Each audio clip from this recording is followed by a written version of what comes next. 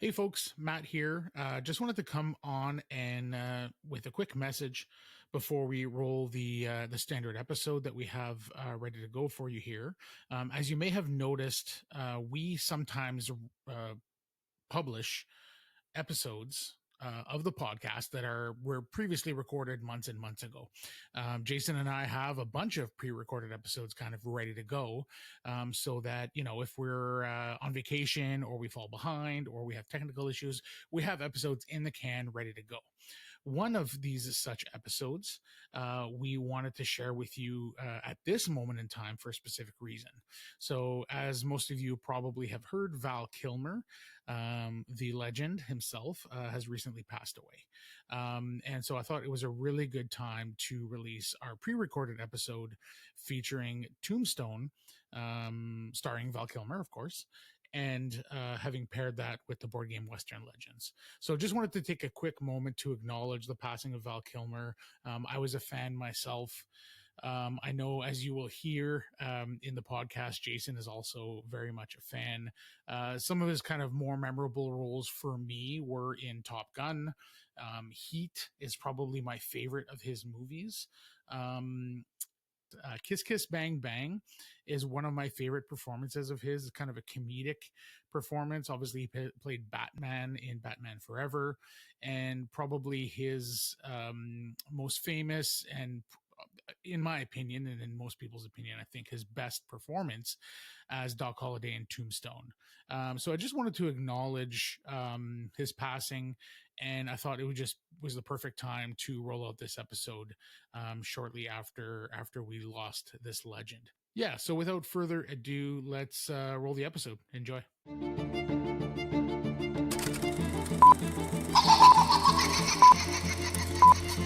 Hello. I want to play a game. Any plans for this evening? Perhaps a game night? Game over, man! It's game over! Shut up. Play the game. Play it from your heart. 26 years ago, we started playing a little game. Now, we're all gonna sit down, we're gonna finish it. And may the odds be ever in your favor. And here we go.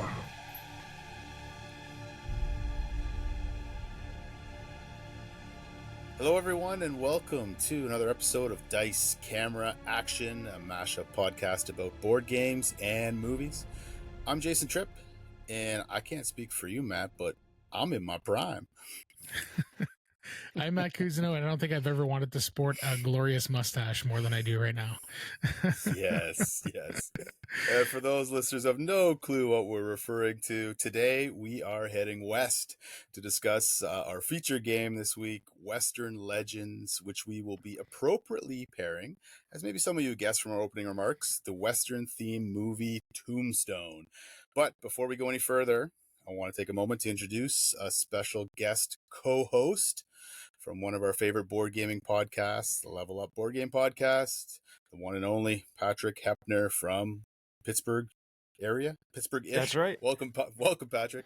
Welcome. I'm your Huckleberry. There, we got it out of the way. It's All right, done. there No one we can go. use the I'm your Huckleberry. It's done. Guys, I'm so glad to be here. Matt, I've met you before. We had the chance to play and talk about Kyperium on the show. Had a really good time with it. And Jason, I just met you, so this is weird. I got nothing. We go way back a few minutes.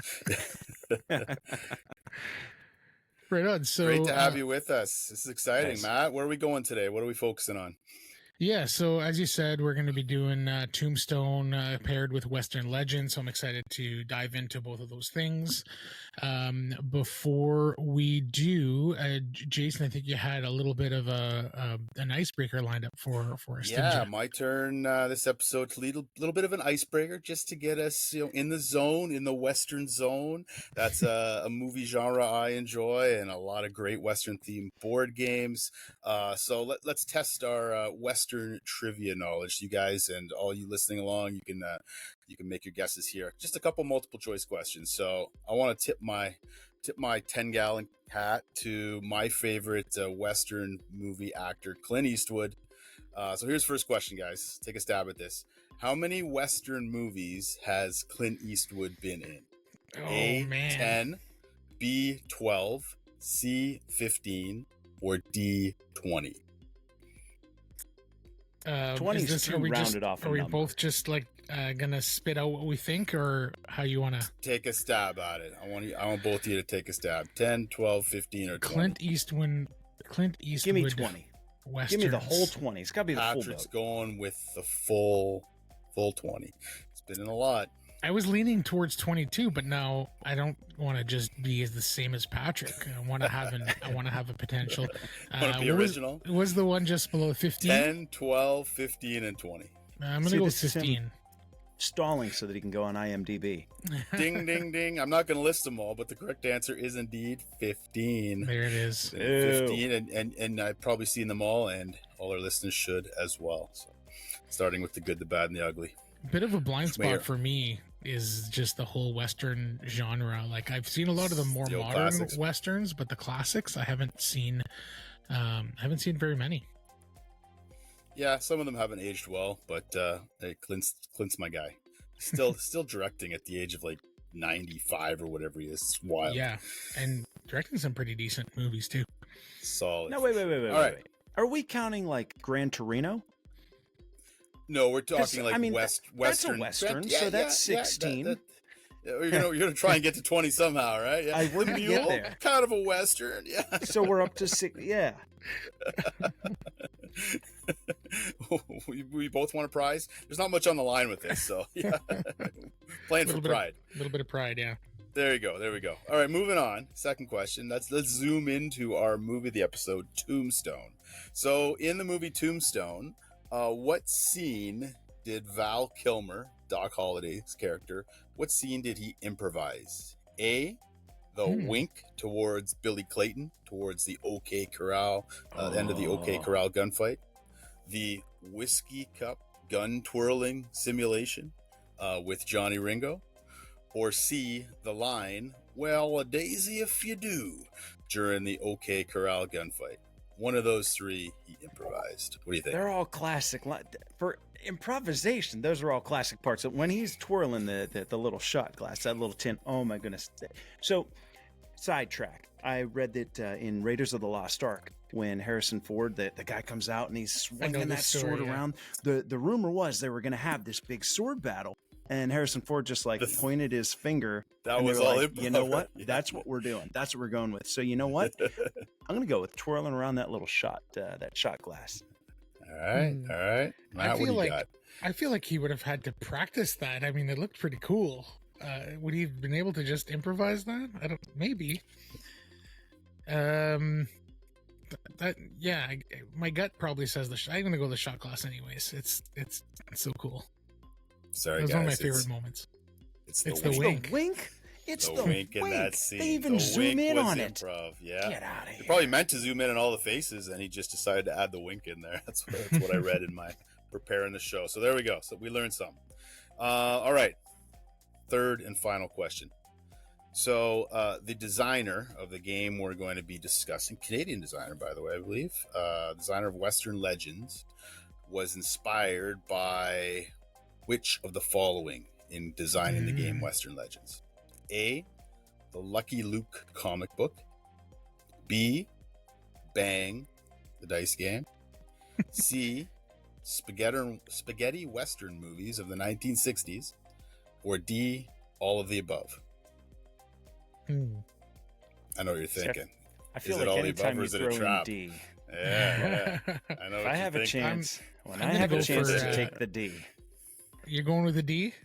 Going with the D, are you? I never pass on the D. We already discussed this. PG-13 podcast. I selected a multiple choice answer, Matt. Get your mind out of the gutter. Yeah, I'm Matt, gonna where you go with going, the man? '60s classic westerns. You should have followed Patrick's lead. Ah. Always go with the D. Always go with the D. All He right, was, you in win. fact, inspired by a whole bunch of Western stuff I was reading up on. So, a little bit about the movie, a little bit about the game, a little bit about my man Clint Eastwood. There's our little icebreaker. So, Matt, why don't we, or actually, Patrick, so you were the one who suggests this particular pairing today. When we bring in a special guest, we'd like to just give you an opportunity to pair some movies with some games. you threw out a couple different ones. You can let us know the ones that didn't quite make the cut if you want. But we decided to choose Western Legends and Tombstone. Why did you suggest this pairing? And maybe if you recall some of the other pairings you suggested as well, what were they? Okay, so listeners, here's the deal. I had some really awesome ideas planned for this. It's like we're gonna do Betrayal at House on the Hill, and we're gonna combine it with Cabin in the Woods, and you would have this great listening Nice. experience. And Matt said, "Nope." So I was like, okay, let's make it even better. Let's Get go. you back at Halloween for that one. Yeah. I stepped the game up, and I was like, okay, let's go epic. We're gonna do Zaya, and then we're gonna get like real corny. We're gonna do a throwback, and we're gonna do Flash Gordon. Talk about an epic combo. And Matt said no. I was like, all right. Well, I'm not going to do Arnak and improvisations. There's a lot of improvisations happening right now. What? Didn't go down that way. Rebuttal, Matt. Rebuttal. Not quite. You know what? I was trying to pick things that wouldn't be too obvious. I don't think you're going to have anybody on that's ever going to suggest Flash Gordon, and probably 90% of people listening haven't seen that movie. It's probably not one that I would recommend seeing unless you love like real corny old stuff. And this is campy. These are two classics in their respective hobbies, right? Western movies that are not old. You can't go wrong with Tombstone. And when I think Westerns in a board game, it's really like, it's hard to argue with Western Legends. To me, it's maybe the best one out there. So I thought, you know what, this is the perfect pairing. Maybe it's kind of obvious, like a layup, but that's okay. There's a reason that it's a layup, because it's perfect. It may be a layup, but it's a darn good looking layup with full style points. So good call. Good call. Thank you. Yeah, I thought it was solid. I guess we could quickly, take a look at or discuss some of the other potential movies and or games in the genre. You mentioned that you're a big, Western films guy, Jason. What are your favorites in the genre? What might have you chosen? Well, I'll let the cat out of the bag now. I was going to come back to this and hash it out with Patrick because, spoiler alert, you really love Tombstone, as you should. But going back to my childhood, I have a poster on my wall. It's just out of view here for those that are potentially watching this. But The Good, the Bad, and the Ugly, the classic spaghetti Western with Clint Eastwood, is one of my favorite, not simply Western movies, but all-time movies. And I would imagine that any Western movie director since, including the director of Tombstone, will nod and pay homage to that film. And I see shots in this movie. We talked about it, the wink scene where they have the close-ups and all the faces before the shootout. That's a direct nod, calling back The Good, the Bad, and the... I don't know if you guys have seen that movie, but as far as Westerns go, that's the one that sort of blazed the trail for all the ones to come after it. So that's one. And arguably, critically, what's considered the best Western, another Clint Eastwood film, is a film called Unforgiven, that I think came out just maybe before or after Tombstone, right around the same time. And it's kind of that mid-90s. So 92 Western genre, here. 92, the year before, yeah. So the early to mid-90s was kind of a resurgence, sort of a renaissance period for some of these Western genre films. So those are two off the top of my head that are my favorite, but Tombstone's right there, not far behind those two in my mind. Yeah, for whatever reason, I was never, not that I dislike the genre at all. It just never landed in my field of view, whether it was because, as a young person, you kind of follow in your parents' footsteps a little bit. And I don't think that they kind of introduced me to the genre, or I never fell into the genre the way that, that I did into sci-fi, for example, or horror, or some of the other genres that I really, really like. So I kind of discovered the Western genre a little bit later, not in my life, but a little bit later in the life of Western films. So Unforgiven was one that I watched fairly early and really loved. And then more recently, some of the ones that stick out to me are 3:10 to Yuma, which is a really underrated, really good Western. I believe it's a remake from a movie. Yeah, but so I really dug that one. And then even just more recently, I want to say 3-4 years ago, The Harder They Fall. Highly recommend you guys check that out if you haven't already. But a highly stylized, kind of urban, has a kind of an urban feel to it, but it's really, really great Western film available on Netflix, I think. Great soundtrack and a ton of fun. A little bit more stylized, and but yeah, the characters are incredible and so much fun, and had a blast with that one recently.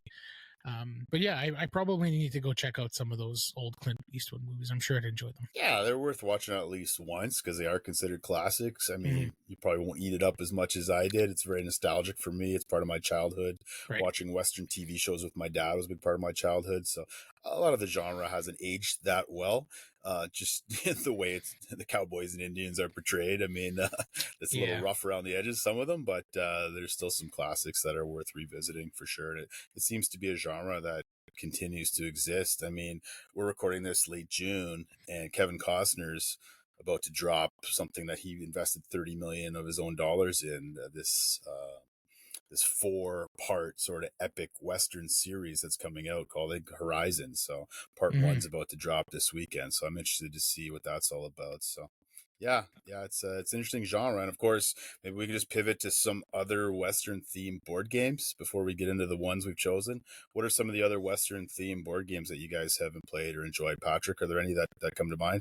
You know, you said he was inspired. The designer of Western Legends was inspired by Bang the Dice game, and that's one of my favorites. Talk quick hitting, 10 minutes, roll some dice, shoot each other. Western board games I have a very limited sampling of, but so far I've thoroughly enjoyed the ones that I have played. Another one that comes to mind, Carson City. You know, I wouldn't necessarily think of that as like, oh, that's Western, you know, and gunfighting and like a very different type of game, Euro game, but you're building a town out in the Wild West. There are duels that can happen over the spots where you're placing your workers, and that one has always stuck out to me as one of my favorites. Yeah, that's definitely a good one. Just looking at my shelf here. Obviously, Great Western Trail. Not exactly dripping with theme like Western Legends, but certainly is that Euro style Western theme game as well. That's a pretty highly rated one on BGG, I believe, as well. I'm trying to think. You guys ever played Revolver? I have not. I've not. No. That's a fun, fast, and thematically strong game as well. Dice Town's another one that comes to mind. Now, there's a few Western theme games. Oh, a little party game that I play sometimes with my kids are a good filler is called Finger Guns at High Noon. Literally, like think pointing at each other. Think paper, rock, scissors, however you want to order those with a Western theme. You got a series of moves that you can make on your turn, shooting different guns or aiming at different people, and then everybody takes effects. And if you die, you become a ghost, and you can continue to haunt people and still win the game that way. So it's kind of a fun little filler game as well with a Western theme. So all these games are fun if you can get into them and just, put on some Western theme music, do a little cosplay even once in a while. Now, we even did a little bit of that when we were playing Western Legends, didn't we? So yeah, for sure. Needless to say, there's a lot of movies and a lot of games we could have chosen, but we chose Western Legends. Yeah, I will say one of my favorite, or I should say, games that I feel is most underrated is Tiny Epic Western. I don't know if either of you have played that. But that's the one with the bullet dice, right? Yeah, I have a ton of fun with that one, and it's primarily a Euro game, but there is a little bit of dueling and some dice chucking. But it's that is a game that I find is highly underrated, and one of the games that kind of brought me from the casual side of board gaming into more of the hobbyist board gaming side of things. That was Tiny Epic Western. That's the one that hooked you. Got it's interesting. One of the games that one of the early ones that hooked me into it for sure. Maybe my first worker placement game, to be honest, which is super weird, but nice. Yeah, I think it's criminally underrated. I still think it's a really good game. Yeah. Oh, I gotta mention one of my favorite dexterity games, Flick 'em Up. Have you guys played Flick 'em Up? Yeah, get Flick 'em Up in there. Absolutely. Gotta give Flick 'em Up a shout out. I mean, Western theme, you set up the town, the saloon, and literally like Crokinole, you're just pushing your pieces around or firing your bullets off, going in and out of buildings, so hiding behind cactuses and stuff. Oh, it's great. It's a good time. So we always have a fun time with that off game. those little meeples. Knocking hats off the little meeples. Yeah, it's a great time. So yeah, a lot of Western themed games. Colt Express, another one I love. I don't know if you guys have heard of that one. Absolutely. Yeah. Apparently there's way more than we even thought. Yeah, you know what? I was racking my brain, like trying to think ahead of time. Like, okay, Pat, think about westerns. And I had to work today, so and we were at Origins prior to this, so I didn't have the chance to like go on BGG and like look over my list of plays and say, okay, what can I talk about? But now that you're mentioning it, it's like, oh yeah, there's a ton of them. There's a ton of games and movies. Got a lot of mileage, but I think we chose a perfect pairing. So Patrick, why out of all the games we could have chosen, Western Legends? Why Western Legends, and what's this game all about? Well, I had to go with Western Legends because, you know, of all the Westerns out there, this is the one that lets you get the most unique, the most, we'll say, the most embracing of your character, where you get to become the legend, and it's not scripted. I can do this, I can do that. I want to do what they did in this movie. I want to do what they did. I want to be a gunfighter. I want to be a cattle wrangler. You know what? I just want to go digging for gold. I want to play poker, and I want to hit it big in the casino and then go spend my money at the cabaret. It incorporates everything, every one of the tropes that we've seen, and you don't have to do them all. There's some that you don't have to do at all. You get to take the character in the direction that you want. So for me, it was the game that, like, that childlike wonder. Let me put it to you this way. When we were little and you're in like second grade or too young to understand what it means to be a grown-up, and they say, what do you want to be when you grow up? You know what? All the boys wanted to either be a soldier, a cop, a firefighter, or a cowboy. And you know what? This game lets you be a cowboy. So for me, it's an easy one to get to the table and get my imagination, back in that second grader mindset. The movie, it's quite frankly because my Westerns, I've seen like 2 ever. What's the one with Matt Damon, and I think it has Jeff Bridges? He's like, oh yeah, my Springfield carbine.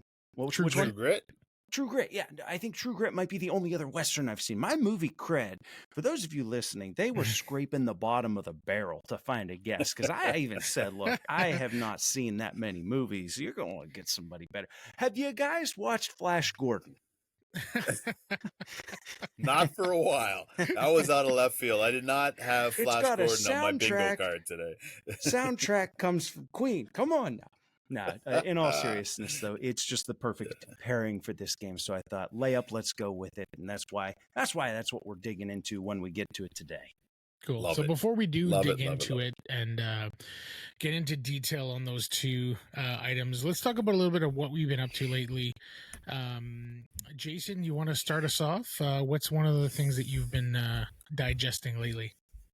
Yeah, so recently, and you popped in for a little bit of this event, we hosted at our church cafe. We run a board game cafe out of our church space, and we had our annual 24-hour board game marathon event coinciding with International Tabletop Gaming Day. Second time we've done this. We had a great crowd. More than 50 people were in different times, and some stayed the whole night. And got to give a shout out to a game that you taught me, Matt, that you've been pumping up for a long time, and sadly was a blind spot for me, being Underwater Cities. And I know that's one of your favorite games, and I really enjoyed my first play. I look forward to getting that back to the table. It helps when you win. I was told I had beginner's luck from you, but had a pretty good out of the gate performance there. Love the mechanics, the engine building, the different decisions there on the board. It really hit some of the sweet spots I like for a game. Great theme as well. So enjoyed that one. That's one of the games I got to the table for the first time at the 24-hour marathon. Also got a little word game to the table called Cross Clues. Not sure if you guys are familiar with this game. Some of our mutual friends, it was like 3 or 4 in the morning. What do you want to play? Let's play a word game. Like, okay, I'm up for it. Let's go. Let's rack our brains. Yeah. Let's use what little brain power we have left at 4 a.m. Kind of gave me a little bit of code names vibes. So you got this like 5, not a 5x5 grid, but you got like 5 cards going down a vertical axis and 5 on a horizontal axis. And they're just, 1, 2, 3, 4, 5, A, B, C, D, E. And then in your hand, you pick up a card that matches with the word. So my card in my hand might say A3. So I got to look at the word on the A card and the 3 card, those 2 words, and I have to give a 1-word clue to try and get it's a cooperative game. So I'm trying to get everybody else around the table to zoom in on the 1 out of 25 possible coordinates to guess the correct word. And so as you get them right or wrong, you either put them in the grid or you put them aside. And so you're going to go through all 25 possible spots. And based on how many you get correct out of 25, you get a certain score or level. You can level up. So it's, Right. hey, here we go. So Cha-ching. I'll slide not you a much to $5 it, after the show. yeah, fun little filler word game. So those are 2 that came to mind from the 24-hour board game marathon event that we had recently. Do you want me to go into movies too, or you want to come circle back to those? Wait, we have to say what movie we've been watching lately? Well, we know you've been watching Flash Gordon for the 100th time, so you're off the hook. Okay, done. No, done. As far as movies, Matt, well, we saw a movie together recently. We went to see the new Jeff Nichols film, director that we both like, called The Bike Riders, with Tom Hardy and Austin Butler and an amazing performance from Jodie Comer. Really enjoyed this one. Just thought it was just a great hangout movie. It reminded me a lot of Goodfellas, not quite as intense with the violence, but it definitely was an homage to Goodfellas and some other similar films. I thought the performances were great. It was a pretty engrossing story, and I think we both left the theater thinking this is possibly the best thing that he's ever made. So I really enjoyed that one and glad we got to see it together in theater. Yeah, I agree 100%. I liked it, and the more I get away from it, the more I like it. I think I came out of it thinking, okay, that was very good, and I really liked that. But I didn't, the more I digest it, the more I like it. And yeah, I've been listening to some podcasts and reading some reviews, and it might be my favorite Jeff Nichols. I'll have to revisit it, and to be honest, I haven't revisited some of his earlier work, so I'll have to check that stuff out too. But yeah, Jeff Nichols has not missed for me yet. He's been just excellent all the way through, and as you mentioned, kind of a bit of a hangout movie, which can sometimes hit people the wrong way. It reminds me a little bit in terms of like the pacing to a movie like Once Upon a Time in Hollywood, where you're just getting to hang out and know these people over the course of a period of time. It's not a super linear story where act 1 and act 2 and act 3. It's more of a just here's a bunch of stuff that happened over the course of this time period where this gang had gotten together. Yeah, the characters, as you mentioned, were great, and I'm excited to see how Jodie Comer goes along in her career, because I was blown away by her performance. She's fantastic. Yeah. You're either going to like or dislike this movie based on how much you like her accent. But when you hear the actual character, like sound bites from the actual character she's personifying, it's like amazing. It's just like something out of a Coen Brothers movie or something. yeah, it's good. It's a hangout movie, and I'm a sucker for any movie that is about found family, not biological family, but the families that we form around different passions or interests or needs. And that's a big part at the core of this movie. So yeah, I enjoyed it, and I'll probably revisit it again. So that's The Bike Riders. What about you guys? What have you been up to, Matt? I recently watched Hitman with my wife, and this is a Richard Linklater movie. I believe it's just on Netflix now. It had a short run in theaters, and is it out here yet? Because it didn't drop on Canada Netflix right away. Patrick's wait, you guys have a different Netflix? Depending on your region, there's different libraries of movies. So not everything you get on Netflix we necessarily have, and vice versa. It's like that for every country around the world. Unless you have the magic VPN. Yeah, so I do have a VPN, so I'm not sure which, to be honest, if I watched it in the Canadian or what the case is. But either way, I watched Hitman, which is, as I said, Richard Linklater's latest movie, starring Glenn Powell.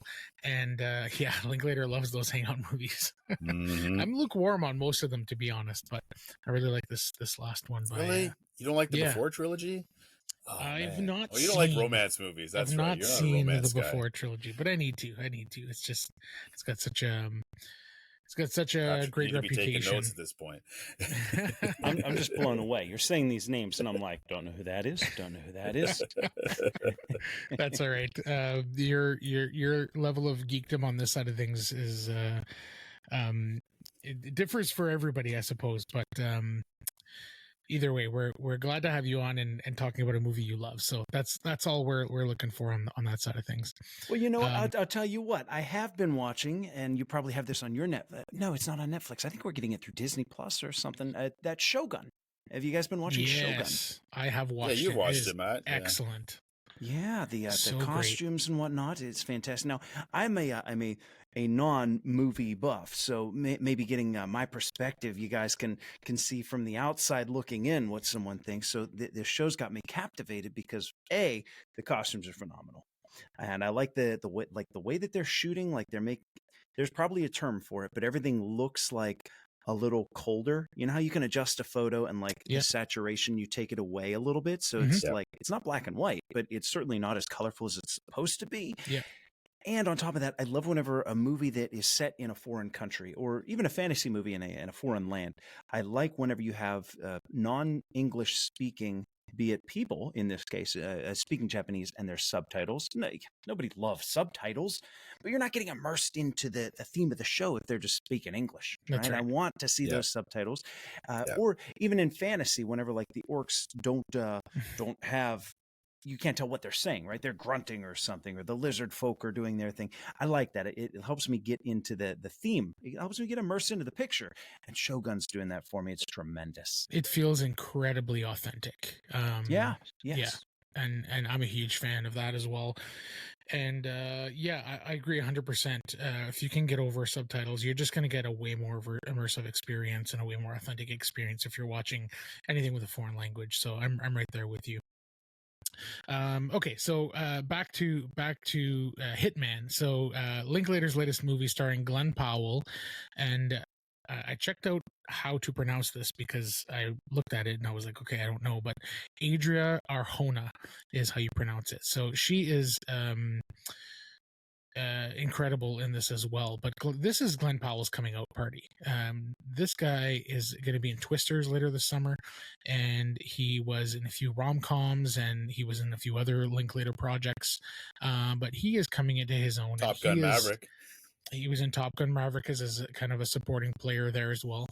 And man, this guy is the real deal, in my opinion. I think he is going to be the next Tom Cruise. I don't think he's as mind you, in this movie, he's he takes on all kinds of different roles and pretends. So I guess the plot of the movie is that he's just this professor, and he moonlights as this tech guy for the police, and he helps with wires and things like that when they're going to do undercover work or whatnot. And he's been working with this crew that essentially sends in this undercover cop to pretend to be hitman, and then they get the person to say, I want so-and-so dead and here's the money, and then they storm in and arrest the person. Well, the guy who's the undercover cop gets suspended, and this occurs at the beginning of the movie in kind of one of the first scenes. He has to this suspension, this cop getting suspended, the undercover cop getting suspended happens immediately before they go into one of these pinch operations. And so they're like, we've got to send somebody in there, and they're just like, you're up. So this tech guy kind of gets thrown into the situation, and he just happens to be really good at it, and he falls into this role, and he's been listening to this undercover stuff going on for months and months and months, so he kind of knows what to say and has an idea of how to act, but he just has a knack for it. He's really good. And so over the course of this cop suspension, they're like, okay, well, you're up. Let's keep rolling with this. You're doing such a great job. And so he kind of does research on the target and becomes the hitman that he thinks that person would want to hire.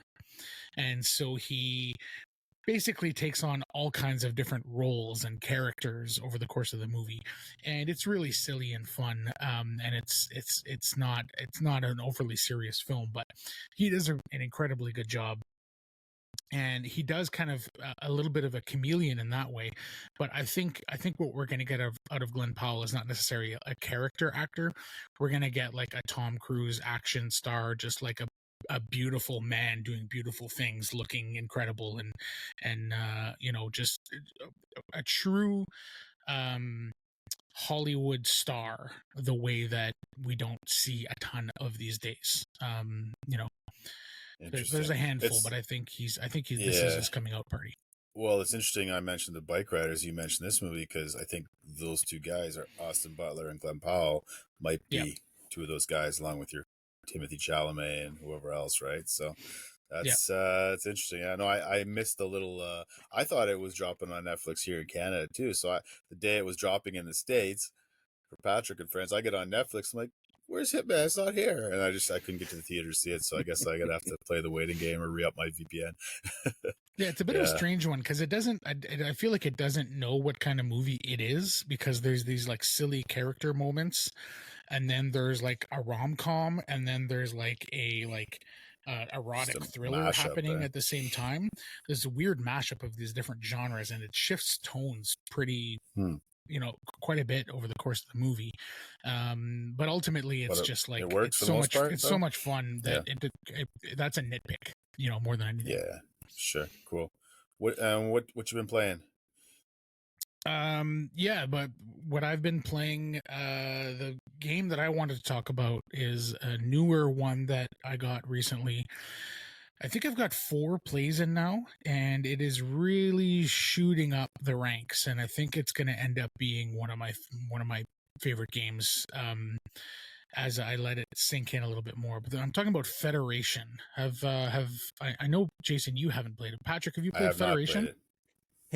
So we have our friend of the show, Teacher Ryan, and he's called Teacher Ryan because he does the teaching. And I tasked him with learning this one because it's on Board Game Arena. And I was like, Ryan's in New Jersey, I'm in Pennsylvania. So I was like, dude, you learn it and we'll play it. And that was 2 months ago. And he's ready to teach it. And that was 2 months ago. No, I have not. Yeah. Very intrigued. Have not yet played it. Yeah, it is excellent. I won't go into too much details, but essentially the theme and the look of the game feels and looks a lot like the Senate in Star Wars. So it's like this huge room with a bunch of chairs or whatnot, and that kind of is taken and put into the game board. And without going into too much detail, basically there's what I think is a 16... I want to say an 8x4 grid that is divided into 2 sides, the left and the right side. And then it is a worker placement game, and you have, I believe it's 4 workers. Only? No. It's okay. 4, 2 to 4 players. 2 to 4. Okay. There's a solo mode too. I think it's 1 to 4 players, but so I've played it at 3 and I've played it at 4, and it definitely shines at 4. One of the few Euro games that, for me anyways, is better when you're at the full player count. The reason for that is because this grid that I'm talking about, it kind of matches the Senate, right? And each of these spots, you're kind of appealing to a certain group or planetary group or species or whatever the case is. And around this grid is 6 different planets, and each of these planets is essentially a track. And every time you take an action that corresponds to that track, you move up the track, and then you get to do a thing based on what that track does. So you're appealing to these 6 different planets, these 6 different groups of people. But the way you do that is worker placements. You have 4 workers, and the workers are poker chips, basically.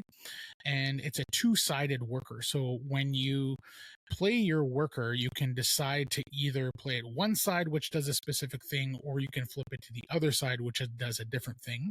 On top of that, whatever spot you're putting it on, you'll get the action from that as well. So it's a worker placement game where you have to there's so much to consider with every placement of your worker, because, as I said, there's this 8x4 grid that's split into two, the left and the right side. When you place your worker on the left side, you're basically voting for a thing that's going to occur at the end of the round that is going to be that is going to either win based on how many people are putting their workers on that side of the board. So depending on the other three players at the table, there's a little bit of above the table, negotiations happening. Is like, okay, we want to try to get this side to win this round, or no, we're going to try to get this side to win this round. Oh, but I have other things that are pulling me in different directions as well. So on top of your voting for the left side or the right side, there's also, as I said, it's a grid. So each horizontal line of actions is what they call a floor. So you're also trying to get the majority of because each of your workers has numbers on them, 1, 2, or 3, and you can increase those numbers. So when you're putting those workers down on that floor, the horizontal floor, whoever has the majority on each floor is going to get a bunch of points at the end of the round. And there's the vertical line. So when you're putting it into a spot, you're also voting for a major project, which at the end of the game, every time a worker goes into a specific vertical line, you're voting for a major project to be completed. And if it does get completed, whoever contributed the most at the end of the game gets a bunch of an influx of points as well.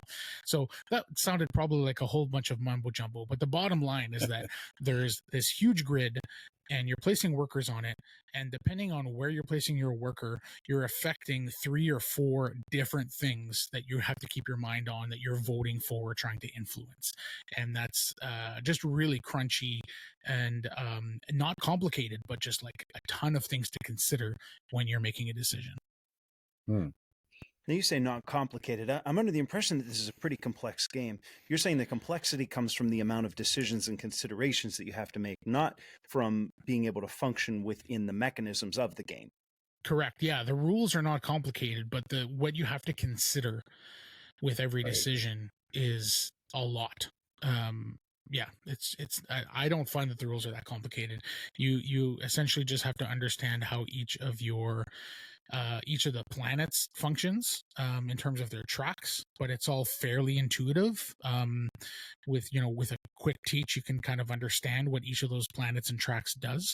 But it's more about really wrapping your head, because it's very easy, especially in your first couple of plays, to like place a worker and forget completely about one of the considerations, and that could throw you off, right? Because you really want the red planet's major project to get completed, and then you just completely forget to vote for that, or you voted for the one that's competing against it, because you really want the action slot that you're going to, and you're not necessarily considering where that action slot is in reference to this grid. So it's more of a complexity on the decision making rather than the rule set. Yeah, interesting. That's one of my favorite features about playing games like this on Board Game Arena. The little note icon where you can actually take notes and remind yourself, oh yeah, that's why I did that. I need to circle back to that 5 moves later. And I do hear good things about the digital implementation of this game. So maybe we'll have to tag me when you guys play. Tag me. Yeah. And then 2 months from now, when we haven't played, I'll be like, yeah, that's par for the course. That's how I roll. All right. Teacher Matt, teach me, man. I'm intrigued. So let's get that one to the table. Good stuff. Yeah, sounds good. All right. Well, let's get out of the way and let's give Patrick the floor, because rumor has it you just got back from a convention. And we want to hear all about it. It's June, and that means Origins. The whole gang, Scott and I, we got in the car. He wasn't going to be able to make it this go. Scott is the co-host of mine on the Level Up Board Game podcast. He wasn't going to be able to make it because he had an issue with his transmission. But we all pulled together. We were like, look, if we all chip in an extra this much, Scott can go. And he made it. So out we go to Origins, and let me tell you what. The more and more I do these conventions, I find that the things that I remember, Matt, we bumped into each other at PAX for literally 5 minutes before you left. You're like, well, I'm heading up to Toronto. Let's hope I don't die in a blizzard. Pastor, you're like 4 hours north of there. I think you said. That's you're right, like, the roads are going to be, I'm going to be white knuckled for the next 12 hours getting there. And you know what? I don't remember half the games that I played at PAX. I remember bumping into Matt though. Mhm. You know what I mean? Like you find that the things that It's you the remember from these friendships. sorts of things Right. are friendships, neat interactions, and neat experiences with people. So I just wanted to briefly go down some of the neat things that we had the chance to do at Origins. And I won't keep it like time specific because we don't know when this episode's going to go. You might be listening to a plug-in when we had nothing better episode. If you're listening right now, you're getting one of the we had nothing better to do episodes. So you got to put up with this. First of all, the Pittsburgh group was there in full force, and you guys can see I got this hat on here. This is gonna make for good audio. It's got this neon green back, right? It's like Mhm. it's like construction site highlighter. I had the option to get like red, navy blue, or this really loud color. Great, like happy accident to go on with. You know what I think happened was they had too many Seattle Seahawks hats left over, and people weren't buying them. So they're like, okay, well, let's just There you put go. other emblems on there. So we did. That's our level up hat, and I could tell everybody there who was a listener or a friend of mine because they all have a level up hat. And they stick out like sore thumbs. It's like the beacons are lit. There's my people. Whenever That's how we I go found to you in the that game room huge at a crowd con. at PAX. Yeah, no, it you stick out. When we can't find each other, we just wave it up like a flag, and it's no time flat. You can find each other. Pittsburgh group was there in full force. So I had a whole lot of friends that were there, but I also got to see a bunch of people that I only get to see at these things. Berkey from Game Toppers. Scott works for him every day, and that ends up being us all going out for a meal and getting to hang out. And he hooks me up with the famous Berkey jerky. Dude smokes meats, and he brings them to the cons. You can't Nice. walk up to him without him saying, "Here, have some meat." so that's a thing. My friend Seppi Yoon, he did Conquest. He did Conquest Princess. He did End of the Line. He's Mouse Cheese Cat Cute. He's the fight in the box guy, and man, he is a character. I haven't seen him for like a year and a half, and it's like I just saw him yesterday. You know what I mean? All smiles. I work for All Play when we have the opportunity to do these sorts of things, and I got to see my friends with All Play, the folks that run the company. They've come to know me on a first name basis. We did a little convention in Knoxville not too long ago, and I was like, I need a bunch of copies of a game. I'm going to hit up All Play. And they were very generous in getting those to me. So I basically volunteered for this one. They pay, but I was like, nah, you give me a sandwich. We'll call it square. And I felt kind of bad because when you go to these conventions and you work for one of these publishers, especially one like All Play, they have like 15 games. These are the folks that do Kabuto Sumo and Bites and Chomp, and like they have a ton of hits. And they're all quick, they're all easy to teach, and they're all set up on these tables, literally 15 of them. If you ever go to the convention, you see that group where like you have to stand up at the table and play. They got the nice neoprene mats on the top. That's All Play. And my job's to know how to teach like all 15 of those. So that if somebody says, hey, how do I play this? Oh, let me tell you what. I didn't prep for this one. Right? I was like, I've done this every convention for the last 6. I know what I'm doing. So I go strolling up to All Play Saturday morning, and I look and I'm like, I know these 4 games in the one corner. Man, they signed a lot of new titles. They got some Knizia games going. What am I going to do? So I set up shop in that corner of 4 games that I knew, and I did not look up. I just kept looking down. Oh, you want to learn Bites? You want to learn Bites? Come on over. I'll teach you Bites. I'll teach you Kabuto Sumo like I did the same 3. Oh, man, but it was great to run into those guys. I'm always happy to pitch in for All Play. Origins has a flea market. Guys, as you're finding out now, I'm sure, podcasts are not free. They're not expensive, but they're not free either. You got to pay, like, we have a website, and that costs money. We have a website mailbox, that costs money. Hosting fees for your, like, whether you're through Podbean or somewhere, when you get all this information, you upload it to somewhere. I don't know how that crap works, but whenever somebody wants to listen to you and they download it, it's coming from that somewhere. And you know what? That somewhere costs money. So in order to keep the show going, I'll do like the flea markets and whatnot, and I'll buy and sell and trade and try and make a little bit of money here and there. And flea market was just fantastic. Basically, it's people, they take games that like they don't care about anymore. You know, things that have maybe worn out their welcome. Your Catans, Carcassones, Kyperiums, things that, you know, you're not going to get back out on the table. Oh, there's right? a shot. And that's where you have a chance to get it on the cheap. Get it at a fair price instead of the inflated price that the publisher wants to charge. I'm just going to keep on kicking this dead horse. They had a fantastic flea market. Wonderful. Did the Secret Cabal meetup. Ran into our buddy Andrew Stiles, who just got something published. Wine Cellar through 25th Century Games. Basically, I'm going to remember all these things that happened because of all the people that I ran into. But if you're listening to this show, you don't want to hear about who I ran into. You want to hear about some games. So what made an impression? I'll list a few, and I'm not going to go nearly as deep because they're all games that I wanted to bring up. Jam Sumo. This comes from Brown Castle Games. Brown Castle does crokinole boards. You guys, you know crokinole? Love Crokinole's a Canadian game, isn't it? Sure is. Originally? Okay, well, I believe it's a so. Pittsburgh game now because the best damn creator of crokinole boards is Stephen Brown from Brown Castle Games, and he was their like the crokinole guy at Origins. But he found this game called Jam Sumo. Some dude in England made it, and he was looking at it, and he talked to the guy. He said, "You know what? I really like this game, and I can make it. I can make it really nice. I can make it like top quality. Will you let me make it and I'll give you a little cut of the profits?" The guy said, "Yeah, sure, go ahead." He told me they were still gluing these things together on Tuesday for the convention on Wednesday because he wanted to get a whole bunch of copies of it. He ended up with something like 60 or 100. They sold out by like the second day. This Wow. thing's hilarious. You got this little like we'll call it like a round board, think 10-inch diameter, and you've got these little inset pieces that go on the outside of it along the perimeter of the circle. The perimeter, diameter, circumference. There's our word. Everybody gets 5 dice, and you put your 5 dice on top of that, like that onset piece. And there's a hole in the middle of our circle. And on your turn, you're trying to flick your die into the hole in the middle, similar to crokinole, right? But the pips on your die will matter because if it's still sitting on that circle at the end of this round, you're going to like basically lose points equal to the number of pips that are shown.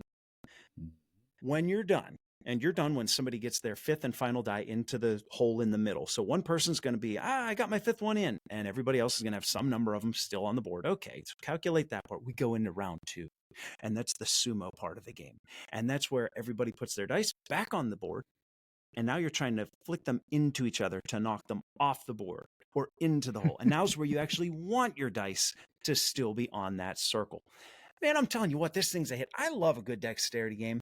Never mind something like crokinole, which is like professional dexterity game. I'll play Catacombs and I'll play Flick 'em Up till I'm blue in the face. This one is like right there on the shelf with them, and I'm really glad that Steve's got the, we'll call it the license to make them, permission from this guy across the pond to make them, and he did a fantastic job. A couple that caught Sounds my eye. like a cross between like crokinole and tumbling dice. Yeah, no, that's fair. That's perfectly fair. And you know what he does? He does like laser cut wood. So like all of the cuts are precise. He uses a laser to get everything. Like he must be a computer wizard. Guy's a chef. He's a what do you call the people that, you know, when you have a sore muscle and they got to like kick things into place. Not a massage. Yes, that's the word. He's a chiropractor. He's a chef. He makes crokinole boards basically for a living. Like there's nothing he can't do. I hate him. I hate him for it. These little Jam Sumo boards that he made, they're so cool. Top-notch quality. All the dice. You have dice for 6 players. They're stored inside of it. So you just take the top part off and there's all of your player sets on this little round tray that you turn upside down. Everybody gets their dice and then you set the board on top. They put a lot of thought into it and it was a lot of fun. Some of the games that caught my eye, we had the media event on Wednesday night. It's a chance to see things ahead of time. And that's where I haven't played it yet. Saw this game called Valka, Valka. I'm not going to tell you anything about it, but I'm telling you what, get on Board Game Geek and look this up. The art is phenomenal. Dabbawala, we had a chance to play. Do you guys know what a Dabbawala is? Speaking of trivia, you hit me with those Western questions. I'm going to ask you what a Dabbawala is. Dabbawala. No idea. Yeah. I have no idea. Okay, so a Dabbawala. This is in like the Middle East. I think India specifically, Mumbai, whatever the case. The Dabbawalas are the guys that drive around. They pedal around on a bike, and they've got all kinds of cans of food on the back of their bike, stacked ridiculously high. Like when we see a picture of it, we're like, how can you even ride that bike? The Dabbawalas are the people that they get these home-cooked meals, and they put them into these cans. People order them. You place your order with the Dabbawalas, and they'll pedal their bike. They'll drop off a can over here and a can over there. They're like these cylinder cans, these lunch pails, and they drop them off all over town. And then you drop your can off, or they come back and collect them, whatever. What's just wild is they'll have 100 of these stacked on the back of their bike. Harvard has done studies on the Dabbawalas because of their accuracy and how quick they are.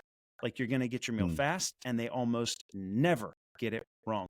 Queen Games made a game called Dabbawala whereby you play as like you're stacking tiles. You have a little, we'll say it's a 4x4 grid, and you're taking tiles and you're putting them onto your grid, and then you can stack on top of that and stack on top of that all the way up to 9 levels of tiles. And then you go into the back half of the game whereby here's an order. Can you fulfill this order. And it's dependent on the color of the tile that you have on the top. There's a little bit more to it, but Dabawala, they sold out of that one, and it was a lot of fun to play. SETI, Nice. SETI, the Search for Extraterrestrial Intelligence. Yeah, this one one's comes hot. from CGE. Yeah, it's the hotness. By the time this episode airs 3 years from now, it's probably old news. Sorry, got to bust your balls, Matt. Nah, We'll SETI get it up is before then. we got the opportunity to see this one ahead of time. They had the demo table set up, and I was like, all right, I'm in. We had a scripted first couple of rounds. I can't go deep into what you're doing, but thematically, this was designed by a guy who's fascinated with space and extraterrestrial life forms out there. And you can tell that he loves the theme, and you can tell that the game has been refined for us, for gamers to enjoy it. You're sending out satellites, and they're catching orbit on planets and these otherworldly masses and whatnot, and you're sending out information, and every now and then you get a ping back, and that tells you something. That gives you some information, and the idea is you want to try and accumulate information either directly or to your computer board, and then as you gain more information, you're able to turn that into points and whatnot. Basically, as soon as this comes out, it will be in my grasp. I will hug it and hold it until I set it up on the table. It's that good. Nice. Awesome. Got time for 2 more? Yeah, for sure. Sure, go for it. Okay, Sprocket Forge. This comes from Sophisticated Cerberus Games. Origins is not known for its new big releases, but I'm glad to say that we did get to see Sprocket Forge. Sophisticated Cerberus, they did, it's the one with the flashlight template, Stifling Dark. They did the Stifling Dark. Now they've got something that's a complete 180 from that. That's like a many versus one, kind of like a Beast or a Scotland Yard, where you got to find the guy and the guy can fight back. Sprocket Forge is totally different. You got 5 gears, and it's like a resource collection game. And you're getting these little pieces you can put on your gear, because at the end of your turn, you're going to collect all the resources shown on the bottom of your 5 gears. Then you turn the one in the bottom left. They're all interconnected, so they all turn. So now there's something new on the bottoms. Surprisingly easy to digest. I was worried that this was going to be a really complex Euro game. And really, it's you get the resources, you fulfill the recipes, you move the resources over here, you turn your gear, and you move on to the next turn.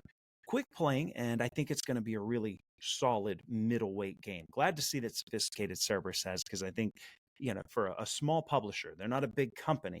I like it whenever they have the opportunity to get a game that's like, wow, this is a hit. And they've got one. Last one I want to mention comes from Thunderworks Games. Scott and I, we've built up a bit of a relationship with Thunderworks, between Jess, their media manager, and Keith, who runs the show. It was great at Origins. Matt, I said, one of the things I'm going to remember from PAX is just bumping into you, saying hi, and it's like, oh, we're buddies. Keith was outside having a smoke or something, and I just happened to be outside too. I was like, that's bad for you. And he's like, yeah, but it's fun. Waltzed on over to Keith, and we just sat outside in like 98-degree weather, mind you, and we all just chatted for a bit. It wasn't about gaming necessarily. It wasn't about Thunderworks. It was just chat.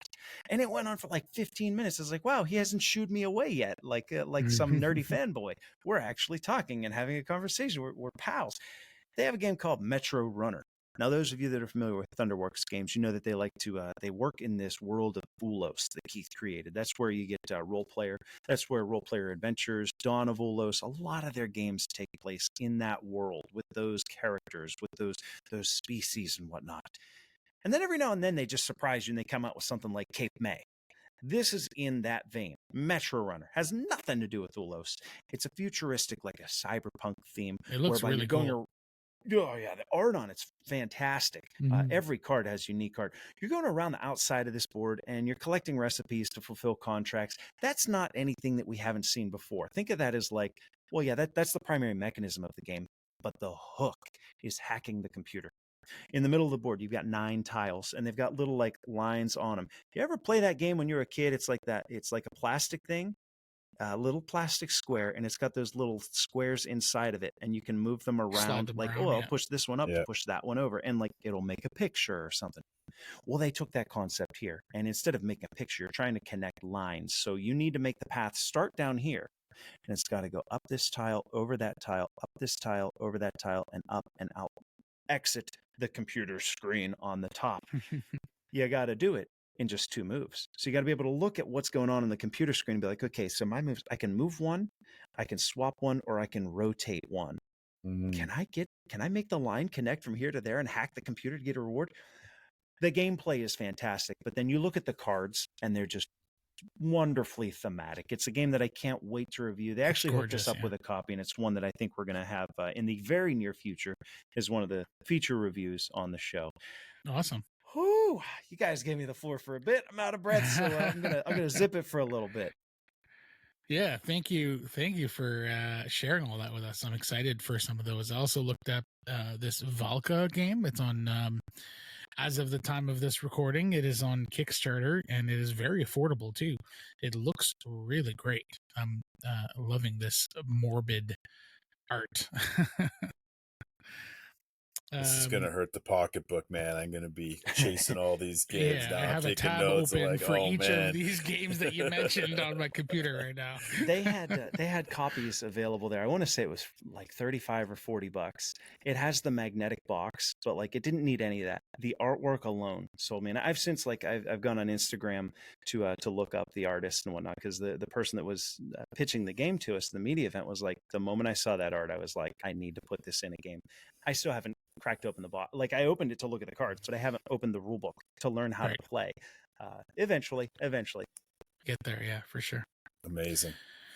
Well, Very I'm gonna cool. have to add Columbus, Ohio, to my places to visit in June. I think it's Columbus, right? That's where Origins is. Yeah, Origins is in Columbus, Ohio. Nice. I've been there, but not for Origins. Beautiful city. All right, Home let's of get into Ohio the meat State of University. Let's get into the meat. Here we are. Yes. Let's pull it back. Let's head west. That is a hell of a thing for you to say to me. Doc? So, I have an idea. Let's have a spelling contest. No, wait. All right. I love it. All right, Order, Matt. Order. Pull it back. Let's do it. Western Legends, published in 2018 by Colossal Games, designed by. Did you say it was a Canadian designer? This must be French. Hervé Lemaitre or Hervé. Sorry, forgot the accent aigu there. Hervé Lemaitre. Hervé Lemaitre. Yeah. Okay, there it is. Plays 2 to 6 players, plays in 60 to 90 minutes. The weight on BGG is 2.85 out of 5, which sounds about right. And this surprised me. It is currently 8.1 rating on BGG and 43rd on the top 100 games of all time. So obviously people are loving this game. And Patrick, I know you just talked a whole bunch, but I was going to throw it back to you. You seem to be the guy that has the most experience and with this specific game. So do you want to give us a quick rundown of Western Legends? Yeah, let's do it. The sun burns on your back, your hat protecting your face from its rays. Your fingers twitch slightly. A bead of sweat slowly crawls down your forehead. A light breeze does little to cool the dry heat, but it stirs up the dust something fierce. A crowd draws. Townsfolk interested in the feud. Some curious children, and an undertaker who stands to make some dollars from this ordeal. Your fingers continue to twitch, gently tapping your trusty sidearm. 6 bullets in the chamber. Your heartbeat pounds against the silence, and then you hear the call. Draw. This is Western Legends. That's my crack at flavor. Yes, guys, Western Legends is a sandbox-style game set in the American Wild West. Sandbox meaning that the game, it's one that gives players a ton of options to choose from what they'd like to do on their turn, allowing for them to pursue victory as they see fit. Each player gets to choose a character. They put it onto this large game board, which is a map of an old west town, complete with like cattle ranches and train tracks and a saloon. The goal of the game, get to 20 legend points, or 15 or 25, depending on the length of the play that you want to have. First to get to that number of points wins the game. Now, you guys want me to give the quick rundown? Yeah, sure. Go for it. You're on a roll. Okay. Keep it going. So I'm not going to teach the whole game. I'm just going to give you a gist of what's going on here. A turn's going to consist of drawing a couple of poker cards, gaining some money, and then doing 3 actions, which I want to mention kind of briefly. Moving, of course, you can move on the board. Take a location card, play a card, or basically pick a fight. So you got these locations that are going to offer you a myriad of options. That's where the sandbox come in. So I'll go over them briefly. Poker, you can play it at the saloon. You go to the saloon, you get to play some poker. Pay some money, draw a poker card. Get this, everybody else in the same town as you, there are 2 towns on the board, they can join by paying $10 to ante, a $10 ante, and they get to draw a card as well. Otherwise, you play against a dealer. But the fun part is whenever other people are like, yeah, I'll get in. I'm your Huckleberry. They start playing as well. The winner's going to get $50 and all antes. and they're going to get a point. The ranch, this is where you get to draw a cattle token. You can rustle these cattle by discarding a cattle token of the opposing ranch. There's 2 across the top of the board, so like you can take a cattle token and you can go. I believe it's to the train tracks. You can wrangle that cattle. You discard it and you gain 1 marshal point, and you get the reward that's shown on the cattle token. Or you can steal that cattle and you can go to the other ranch and just trade it in and be like, here, I stole this steer for you. You gain a wanted point and you get the reward on the cattle token. So I mentioned wanted points. Let's not forget, this is a game whereby you can play like, I'm going to be a law dog. Law dog. Law don't go around here, law dog, right? Get your Ike Clanton on it, start stealing cattle. Or you can play Marshall, whereby you're like, okay, there are some things that I can't do because I'm a lawman, but that's okay. I'm going to score points in other ways. General store is going to let you purchase upgrades and whatnot. So you've got your own cards on your player board. You're going to have a sidearm. You're going to have a mount, a steed of some sort. You can get a donkey, I think. There's all kinds of things in the expansions. And then you have an accessory, like you can get your 10-gallon hat, for example. You go to the cabaret, you're going to gain a point for every $30 that you spend. That's where you get to cash in your money. They got a bank where you can deposit, which is where you're going to gain some money, and you're going to gain a point for every gold nugget that you've deposited. Or you can rob it too.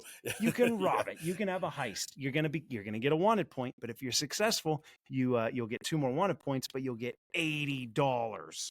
Now I mentioned gold nuggets. That's where you go to you do some mining. You're gonna prospect for gold. It's the Wild West. It makes sense. You get these prospecting dice and you just roll them. And if you see gold nuggets on there, you get a little gold nugget, put it on your player board. What are you gonna do? You're gonna take that off to the bank, deposit, and get your money and points. Finally, there's a doctor's office because every now and then you're going to come to fisticuffs with the other players. And you might need to heal up. Lastly, I had mentioned that you can play a card.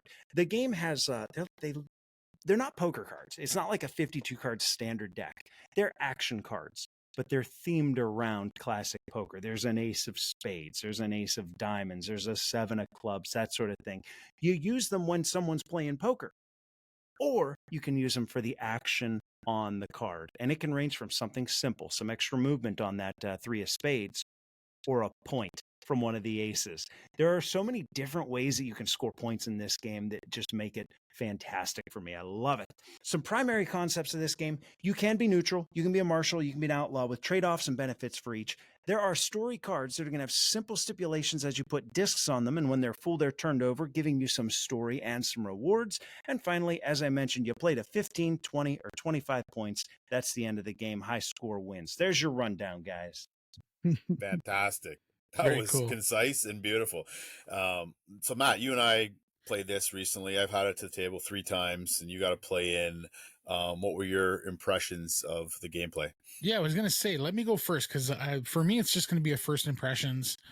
And then there's certain things I loved about the game. I had some issues with certain things as well, but you guys will probably have, having played more times, and Patrick, specifically you having played this, sounds like a bunch of times, and really loving this game, you'll probably have some counterpoints and some some rebuttals to some of my issues and thoughts. I didn't hate this game by any means. I had a lot of fun, but I found that for me, most of the fun was had as a result of the theme, and as a result of just goofing around and having fun with the other people at the table. Every time we picked up a story card, we all decided to read it in character. Absolutely. And just have That's some the only silly way to fun do with it. So that's where I had most of my fun. In terms of like the actions and the things that were going on the board, some of it was neat and some of it felt very thematic. Some of it didn't feel as thematic as maybe I would have liked it to. And then I guess I'll lay out kind of what happened in our game, but one of the players, who's a good friend of mine, Ian, is part of my game group. Ian's one of these guys that just wins every game that he plays. So Ian basically looked at the board, looked at his options, went for a strategy, went hard at it, and beat us up pretty bad. And so he went prospecting, and he got a mule, and he upgraded his mule, and he just went back and forth to the bank, and we didn't really have, I guess it's just the way it lined up, we didn't really have many opportunities to steal those nuggets from him. Or maybe by the time I realized I could do that, and that was the way to slow him down, it was too late. um I did have, like I said, I had a lot of fun with the theme. We did put on the Western theme music in the house. One of the guys showed up with a cowboy hat and a plastic gun, and we had a lot of fun with it in that way. But as primarily a Euro gamer and somebody who hasn't played many super thematic games, and somebody who's never played a sandbox game, I found myself fairly aimless. And I said, okay, well, I guess I'll try to do this. I'll try to do that. And for me, the game kind of ended before it got a chance to start. And that was just my experience of my one play of Western Legends. So take that with a grain of salt. I will say that the production was really cool. I like the look of the board. Your player board looks like a saddle that you would put on the side of the horse. There's just lots of really cool touches. And even with the gameplay, a lot of really great touches and the way that everything works.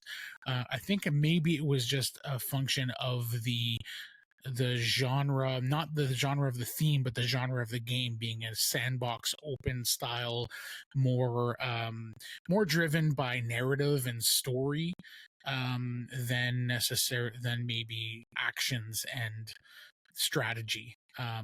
So maybe that's where it fell a little bit short for me. That being said, I still had a ton of fun because we just had a bunch of dudes over and we had a couple of drinks and we put on this music and we had a lot of silly fun with this. So I can't give it a negative rating in any way because I had so much fun. But the fun for me wasn't in the meat of the game. It was with the theme of the game and with the people around the table. So I guess I'm kind of saying two things at the same time. I'm saying like it didn't really hit for me, but at the same time, I had fun despite that. So again, take that with a grain of salt. I would like to maybe revisit it and try some different stuff and maybe go harder in one specific lane, or maybe that's I don't know what the strategy is to bring out more fun for me specifically, but that was my experience and my first play of Western Legends. Hey, in vino veritas. So Logic veragis. thanks, Jason. Thanks, Jason. Oh, we're gonna be friends. Translate some Latin. You know that Okay, so let me talk about my place because I played it 3 times, and I get where you're coming from, Matt. I think this is the type of game where you get it to the table once, and you really have to give it another go or two because the first time it's a and you mentioned it's your first sandbox game, so you can be sort of overwhelming, like I'm used to a nice engine where I do this and chain this and do this, whereas here it's wide open and you don't have to prospect the whole game. You can start doing something and you can switch lanes. You can start being on the wanted track and then you get arrested. You're like, oh, I guess I'm going to become a marshal now. So you don't. There's so many options that are alive throughout the whole game. And I found in my place, correct me if I'm wrong, Patrick, but I think the full player count is where this game shines. Absolutely. When you get 6 people here, there's a higher chance you're going to have multiple marshals and multiple wanted people. And where the game kind of stalled in one of my gameplays, it was like, I'm a marshal. I'm like, but nobody was on the wanted track. I'm like, oh, how am I going to get my points here if I'm not able to round anybody up?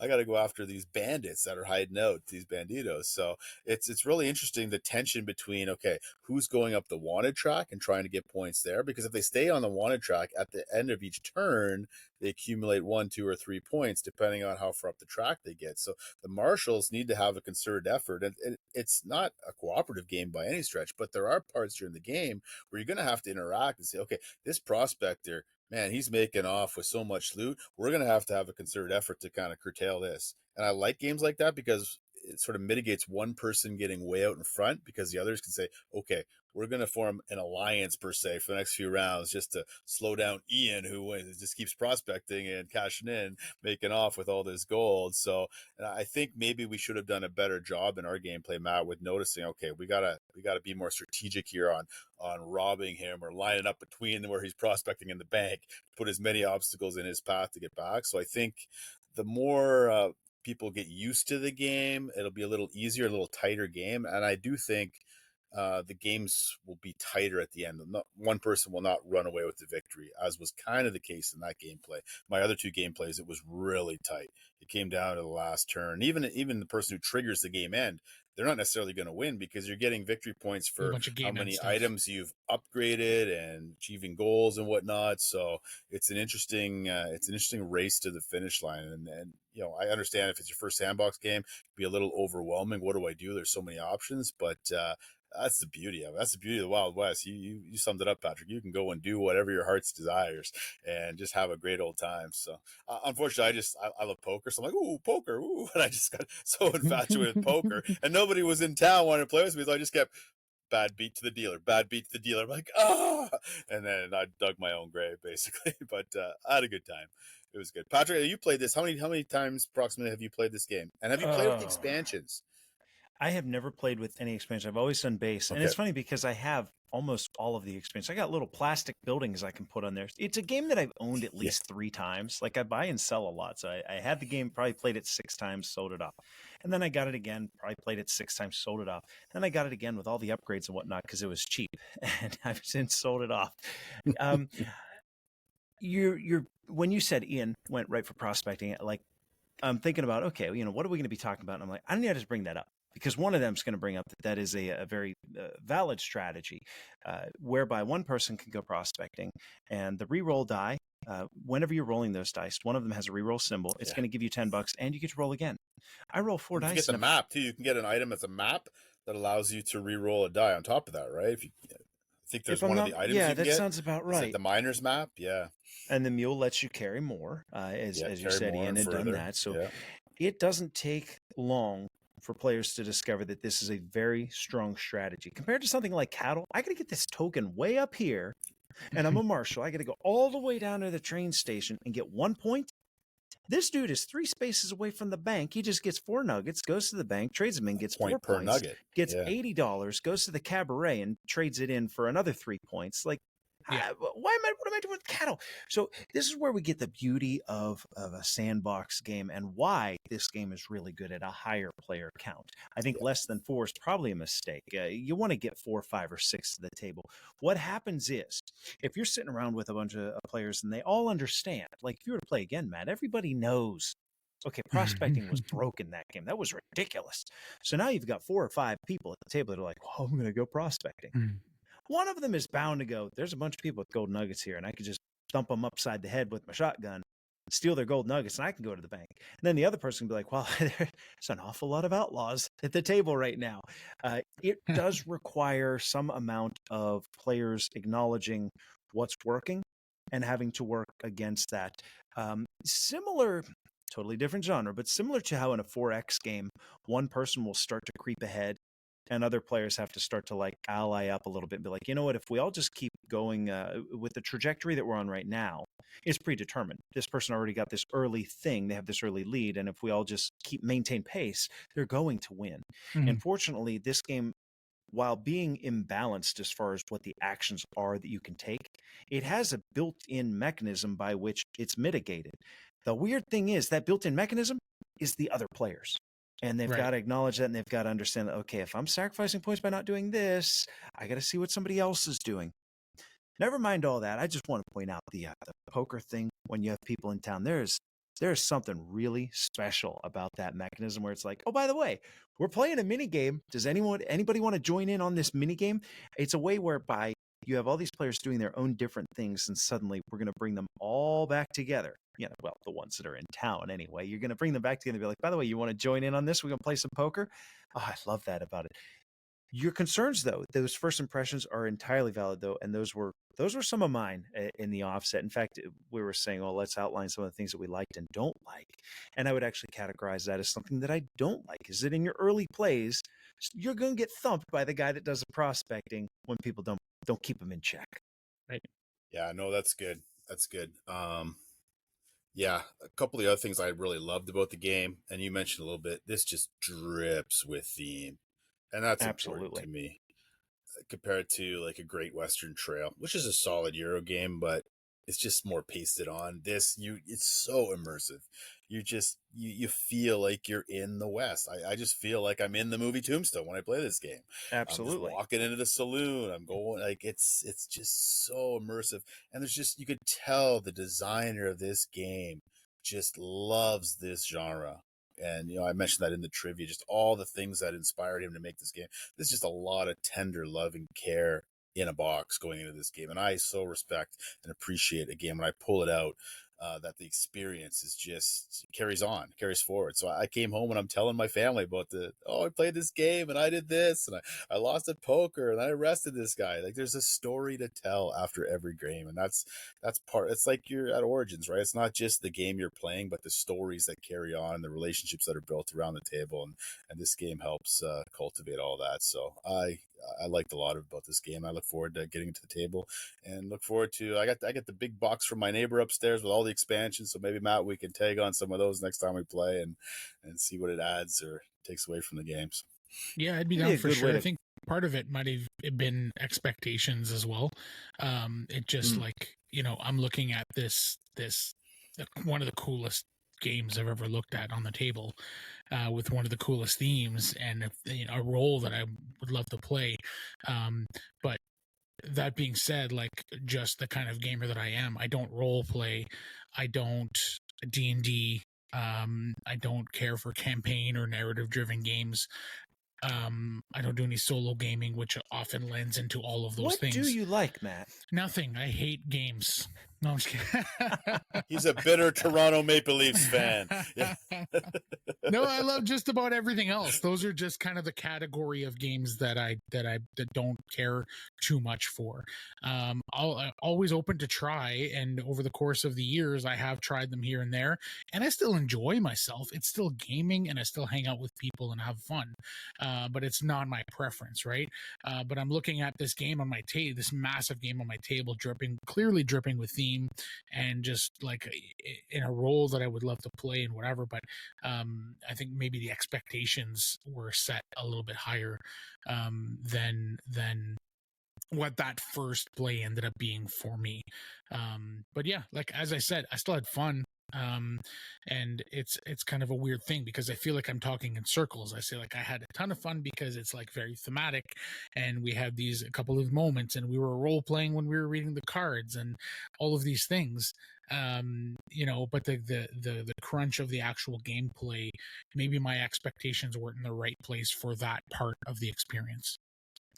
Well, I think a good way to quantify that might be in acknowledging that it's not I don't want to say a mechanics forward game. It's not a game whereby you're going to fall behind and be able to think your way out of a situation. You know what I mean? Like, things just kind of happen.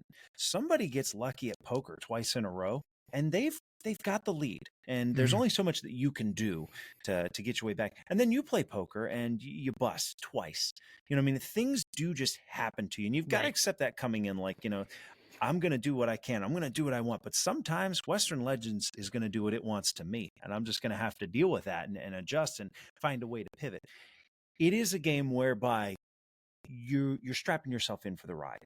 You know what I mean? Part of the enjoyment of it is not necessarily the winning, but what did my character do?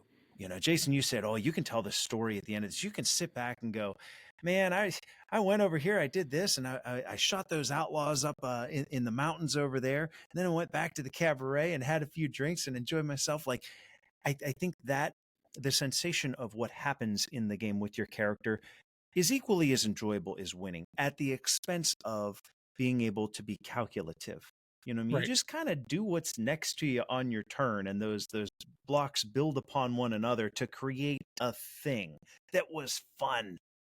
But it's not brass, it's not Great Western Trail. It's not something whereby you think 3 turns in advance. And, well, you kind of do. You have to have some direction as far as, okay, why am I doing this and what am I going to do next turn? But it's not a game whereby you have to pre-plan multiple turns and see this grand strategy come together and find ways to scoop up ancillary points from doing side things in the meanwhile. It's a game where you do what's in front of you and you have some fun with it, and sometimes it just doesn't work. Yeah, and I think you just have to be okay with that. I mean, you have to go in with the expectation that this is Yes. going to be a game that you're going to have fun. You're going to tell a story. You're going to do some interesting things. Things are going to happen to you, and you just got to, like as you said, strap yourself in and go along for the ride. And I'm totally fine doing that in plenty of other games. Primarily party games or silly games that I'm playing with family at Christmas and whatever the case is. I didn't have my brain in that mode sitting down, that's for sure. So I think sort of like we talked a little bit about less narrative or less linear movies, hangout movies. If you're going into a hangout movie with the expectation of a really solid plot that you can kind of attach yourself to in a middle, beginning, and end, and you don't get that, you can come out of that movie going, that felt completely pointless. Like, what was even that movie? I felt that way first time I watched Once Upon a Time in Hollywood, which we've mentioned before.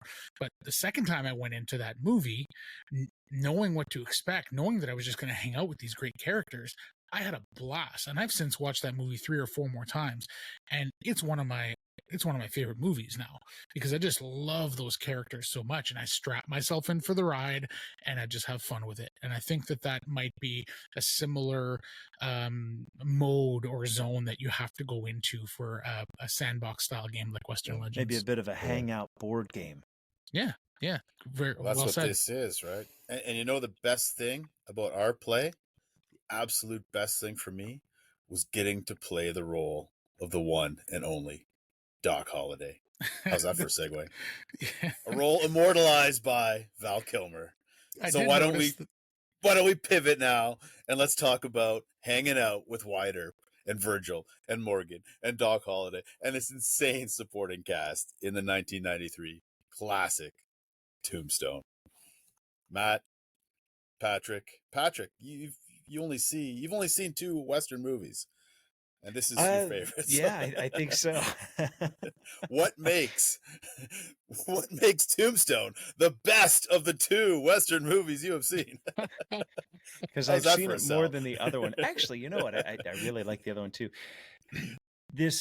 First of all star cast, absolute all-star cast. This movie is chock full of quotes and scenes that get you goosebumps, and quotes that, like, my brothers and I, never mind whether we're playing a Western game or not, we're constantly quoting this. I'm your Huckleberry. Oh, you're a daisy if you do. I have a buddy just out of the blue. Anything, he'll text me. Yeah. I have not yet begun to defile myself. Yeah. I've got 2 guns, one for each of you. One for each of you. Absolutely. That's a good one. Now, me not being a movie buff, I can't break it down and say, why the structure of the film works so well or anything of that nature. What I do know, though, is that the characters that they present on screen, they're relatable in their own ways. They're interesting. I'm rooting for them. Even the bad guys, like, I'm not rooting for the bad guys to win, but, like, they're very intriguing characters. Like, there's this underlying, like, revenge satanic thing around Ringo, right? And Ike's the wild. He's the wild card. Who knows what Ike's going to do next? It's a movie that, you know what, if it's on cable TV, not that anybody has that anymore, but if it's on cable TV with commercials, I'll start. Like, I've seen it a billion times. I will stop and I'll watch that instead of finding something new. And the commercial comes on, I'll just sit and watch them because I want Tombstone to come back on. It's that good. Now, if some of our listeners have not seen Tombstone, first of all, where have you been the last 30 years? But let me give a quick synopsis. Let me back the truck up here slightly, because the train is out of the station. But this was released in 1993. I was 15 years old in 1993. So it's an important sort of coming of age season in my life. So movies that have come out like between that 92 and 96, I have a lot of admiration for, and this falls right in that sweet spot. It's directed by George P. Cosmatos. Some of his other films: Rambo, First Blood Part 2, Cobra, another Stallone film, Leviathan. So he's done some action films before. And we've talked about all-star cast. Let me just run down the cast here. So Kurt Russell plays Wyatt Earp. Val Kilmer plays Doc Holliday. We're going to come back and talk about this performance because it's an all-timer. Now, you could stop right there, and it's an all-star cast, right? Yeah, you could stop right there. Russell, and we'd have been like, whoa. Kurt Russell, Val Kilmer. I mean, what better actor for any Western movie than Sam Elliott with that deep voice and that massive mustache? Like, he just personifies the old, rugged Western persona. So he plays Virgil, brother of Wyatt Earp. Then you've got Bill Paxton. Rest in peace, Bill Paxton. He plays the youngest brother, Morgan. So there's your Fantastic Four right there out of the gate. But we're not done yet. We got this loaded supporting cast. You got sort of the leader of the baddies, kind of curly Bill Brocious, played by Powers Booth. You got Johnny Ringo, who you mentioned already, Patrick. He's just this psychopath. This amazing performance by Michael Biehn. Rest in peace, Michael Biehn, as well. You got this weird little role for Billy Bob Thornton.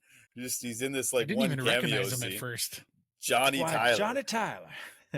Johnny Tyler, a madcap, who like is all bark and no bite. He just kind of hijacks this casino and Wyatt Earp's character has to go and slap him around literally, bring him down to size. You got Billy Zane playing this interesting role as Mr. Fabian, this effeminate sort of thespian character.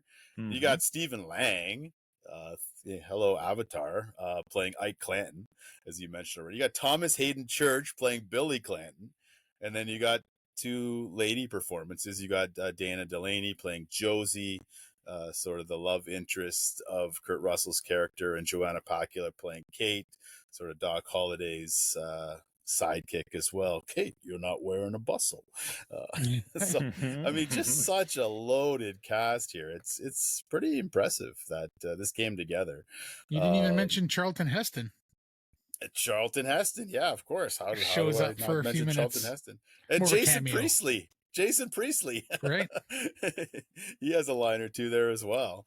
So it's just wild, insane cast. Arguably one of the best casts top to bottom in all the 90s. That's a good point. It really is, isn't it? I mean, when you step back and look at it, it's like be hard pressed to find a more loaded cast. Yeah, especially in that time period, for sure. So the synopsis is that legendary Marshal Wyatt Earp, played by Kurt Russell, now a weary gunfighter, joins his brothers Morgan and Virgil to pursue their collective fortune in the thriving mining town of Tombstone. But Earp is forced to don a badge again to help form his notorious, and get help from his notorious pal Doc Holliday, played by Val Kilmer, when a gang of renegade cowboys, called the Cowboys, begin terrorizing the town. So a little bit of a stereotypical setup for a Western movie, but hey, I'm here for it, and I had a lot of fun with it. There's nothing unique and different about the story here. It's very, we'll say, cookie cutter. For sure. Well, it is loosely based on history, right? And there was a book written. I was digging deep for this when I uncovered a book called The Making of Tombstone by John Farkas, and basically he talks about all the historical details in the film, what's legitimate, what's fiction, and just the joys and the pains of production. Sometimes we like to talk about the story behind the story, some of the painful things that were reality in making some of these films. So let me just run through, like we talked about the loaded cast. There's a very interesting, like, what ifs these people were cast, because these weren't necessarily the first choices to play all these roles. So Kevin Jarre, the writer, who was initially tapped to direct, so director changes mid-production, so that's already throwing things into a bit of a chaos. He actually ironically wanted Kevin Costner to play Wyatt Earp, but as we probably know, if you're familiar with what's happening, he's already working on what at that time was going to be a pay-per-view miniseries, which became a full-length film called Wyatt Earp. So that's the other Wyatt Earp story that comes out right around the same time. So other choices were Liam Neeson. Imagine this movie with Liam Neeson playing Wyatt Earp and David Bowie as Doc Holliday. That was supposed to be a thing. Can you imagine that? I'm not sure about the David Bowie side of things, but I could see Liam Neeson pulling it off. Oh, you'd have Doc Holliday on screen with a giant codpiece. Yeah, exactly. I'm just trying leather to imagine pants, that. Maybe it's blowing my mind. Yeah. At one point, I'm not done. At one point, Brad Pitt and Johnny Depp were in talks for the roles. I could see Johnny Depp playing the Doc Holliday character. Sure, yeah. I could kind Yeah. of see that. I Yeah, don't know if Brad Pitt would have been the right character, though, for Wyatt Earp. I can't see him having that epic of a mustache, though. That's my problem with the Brad Pitt of it. Kurt Russell really pulls it off. Jeremy Irons was considered. Michael Douglas. Apparently, even Richard Gere was desperately begging for this role. That would have been interesting to see Richard Gere in this role. So it's interesting when there were so many A-list actors clamoring for these roles, but how do you, compared to all those names? Oh, and Tommy Lee Jones was originally tapped to play Johnny Ringo. I think he would have nailed that role. That Michael Biehn does a fantastic work job for sure. That definitely would have worked. Yeah. So what do you guys think? Do you think, how would this movie have changed? Do you think any of those actors would have subbed in nicely for these roles? Or do you think they got it right looking back in hindsight? We've seen plenty of Costner in Westerns. So I feel like that could easily work. No doubt. I'm not sure about a lot of those other ones, but it's interesting though. Yeah. Costner definitely pulls off the Western. We've seen it done. I would have no issue with that, but it's one of those things where, we know Kurt Russell as Wyatt Earp, right? And we know Val Kilmer, which is by far my favorite part of this movie, is Val Kilmer, in that role. To try to picture somebody else in those roles, you'd have to go into a time machine and actually see it, because you just cannot erase the performances that you have, especially when they're this iconic. Yeah, Val Kilmer just melts into this role. It's a good role when you forget it's him. You just get lost. Anytime, like, this movie's great, especially when he's on screen. Anytime there's a Val Kilmer scene, those are my favorite scenes in the movie. Like, he's just so iconic. Patrick, you're nodding. Yeah, you know what? I think anytime that you think of any actor that just nails a role, and that's what this movie's filled with. Nobody screwed it up. Nobody had a bad performance here. But think of any movie where somebody just hammered it. Like you said, Matt, you've seen it. You know it. That's how you identify that movie and that character.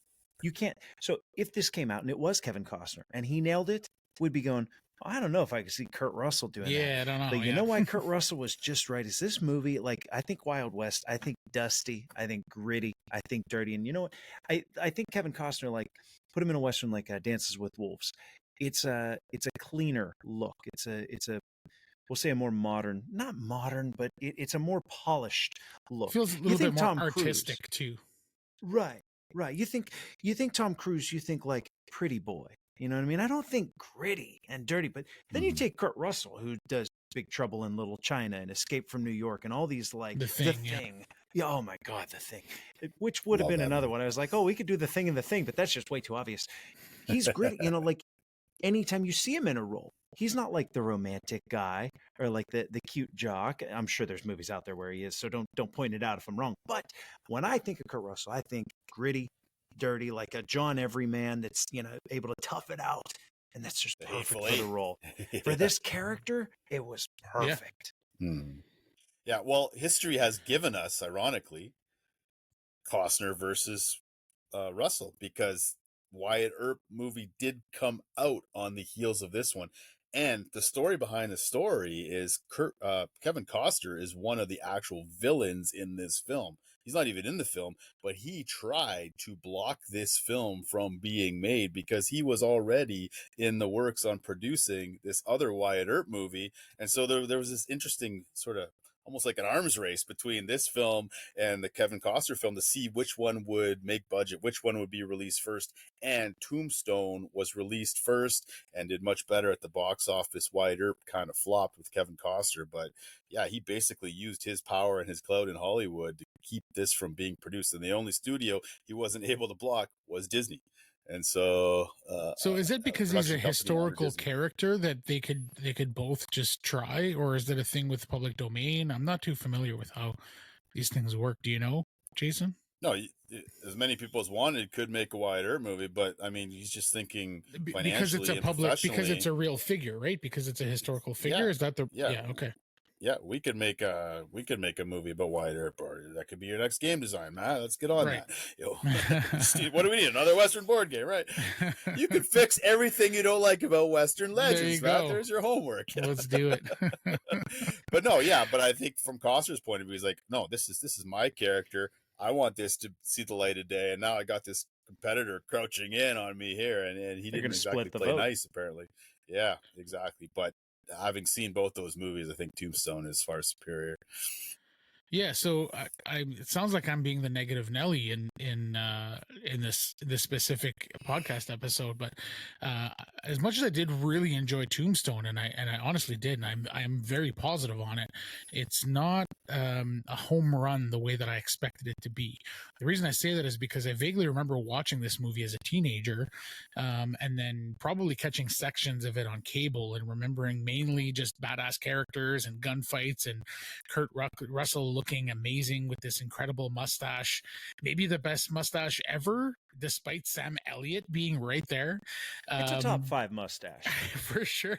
Oh. But revisiting it just like, over the last couple of days, it didn't age quite as well as I expected it to. It does have some incredible scenes. The performances are perfect. There's nothing about this in terms of the look of it or the performances hit negative for me in any way. For me, it was more at the script level. The tone feels like it's caught between like an old school film and contemporary cinema. It's almost like the contemporary cinema and contemporary Western started to be a thing, and there was some of that here, but also a lot of the old school, not necessarily old school Westerns, but just old school filmmaking in terms of things being sometimes a little bit cheesy or a little bit on the nose. One of the big issues that I had with it was with the women in the film. Like the women are essentially just there to be stereotypical kind of side characters. They feel almost irrelevant in the story. You get a little bit of Welcome to the Wild West. That's how it was, man. Yeah, maybe, but as a modern film fan, you expect a little bit more of that, and this feels and looks like a modern film. However, there are some sections of it that don't feel modern and feel kind of rote and old school and just didn't quite land for me. Well, the perfect example that I'll give you is that Wyatt Earp and the actress character that he kind of falls for. See, I thought she was a really strong character. Like the Josie character? Like she's a good match for him. When they're out on that ride together, and yeah. As a character, I like her. As I don't think that the interactions and the connection between the two of them was set up in a way that was really believable for me. And the one scene that really caught me off guard and felt really awkward for me is that first gun fight where they go to behind the OK Corral and they have that kind of standoff, and then finally it's like, here we go, and then the guns ablazing, and then she walks out of that building after bullets flying by her head and all the windows being shattered, and she walks out and there's dead bodies everywhere. The dust hasn't even settled yet, and she's staring at Kurt Russell and has this big goofy smile on her face, and I'm like, well, what is happening here? Is they're trying to sell us this romantic moment in the middle of this, like. Anyways, that's just one small example, and there aren't tons of these. There's just a few moments that I was taken out of the film thinking that this is a little bit, just feels off in terms of the tone and in terms of the way that it's staged. Well, you ruined it for me, because all of a sudden Matt's the romance critic, the guy who doesn't like romantic movies, wanted more genuine romance in a Western action film. what world am I in here? Romance is the word that I would be looking for, but just like relationship, right? And there's a perfect there's a perfect kind of like yin to that yang, which is the Kurt Russell and Doc Holliday characters and their relationship. It is super clear that these guys are brothers, even though they're not blood brothers. They will go to bat for each other, and ultimately I think that is the theme of this movie, and that was what I take out of it, is that this is just a bunch of guys, whether they're brothers or whether they're just friends, they're important to each other and they will go to bat for each other no matter what the situation is. But that relationship felt genuine and worked for me really well. So there's just a few little things, and it's mostly in the tone and in the writing and in the script. Yeah, but the actors, despite some of what I feel is a little bit of weak in the scripting, in the script of the movie, the actors kind of overcome the issues that I have, because honestly, I think Kurt Russell and Val Kilmer carry this movie on their backs. They are absolutely incredible, and they're the whole reason why I think that this is actually ends up being a really great movie that I genuinely love, despite some of these nitpicks. And they are nitpicks, you know. It sounds like I don't like this movie in this moment because I'm talking about some of these issues, but I don't think they're major issues. You know, another example is Kurt Russell when the Bill Paxton character dies. He goes outside in the rain and his hands are full of blood, and he like looks up at the skies and he's screaming and he's yelling at everybody, and that just feels like a moment from the 50s or 60s Hollywood, like old school Hollywood. It didn't feel like a moment that fit in the contemporary Western that I thought I was watching. That's fair. Oversold a little bit. Matt, that is a hell of a thing for you to say to me. It appears your hypocrisy has no bounds. I will take those. There's a lot of great lines. I will say there's a lot of great lines. Man. One thing, so despite all these flaws, I will say I do still lean very positive on this movie, as I said. And one thing I absolutely love in movies in general is when a character gets like mythologized isn't the right word, but they get this like reputation and they get built up by the other characters and the situation of the movie. And the perfect example of that, or a modern example, is John Wick, where they spend the first like 40 minutes of that movie talking about how scary John Wick is and how badass he is, and like you don't mess with John Wick, and oh my god, you killed John Wick's dog and you stole his car, like oh man, you're in trouble. And like you spend 40 minutes just building up the character, and then the character lives up to the hype. That is just so satisfying a thing to have in a movie. And we get a little bit of that with Wyatt Earp, even though a lot of the like reputation is pre-existing just because we all know who Wyatt Earp is. And then when he kind of comes into that town and starts slapping people and demanding respect, and is just his aura and the way that he carries himself is just so satisfying. And I think that combined with the incredible performance by Val Kilmer and how badass he ends up being with every moment. And you mentioned it already, when he pulls out his two guns and they're like, well, you're too drunk to do this. He's like, I've got a gun pointed at both of you. Double.